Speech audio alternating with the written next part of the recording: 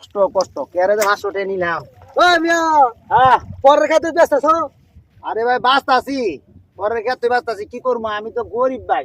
তুমি তো যে বড় লোক কইলে তো বাহাদুরি করছো, তুমি তো পরের খাতে ব্যস্ত আছো। আরে সাফা মারছি, সাফা সাবা বুঝছো সাবা মারতে না, তুমি তো গরিব। ভাই, সাফার রূপে দুনিয়া চলে, বুঝো না, বাংলাদেশটা সাফাই ভরা। এলে তো বেড়া সাবা দিছো, কই আমি কি বড় লোক? আমি তো মনে করছি আপনি জানুন না দেখে না সাফা মারছি, বুঝুন না, আপনার দ্বারা আমি বড় লোক সাফাইছি।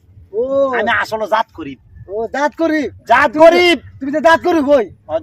জাত গরিব ভাই, মানুষের কইেন না আমি যে গরিব। আচ্ছা আমি কইতাম না যাই আচ্ছা আইন থেকে শুনেন শুনেন, আপনি 50 টাকা কম বাজার বুঝুন, আপনি আমার কোনো মানুষের সামনে কইেন না আমি গরিব যে। না দেন আমার 50 টাকা দেন। এই যে দিমু দিমু দেন, দেন, দেন, 50 টাকা। আরে বেটা দোকানে গিয়ে দিমু বেটা। দোকানো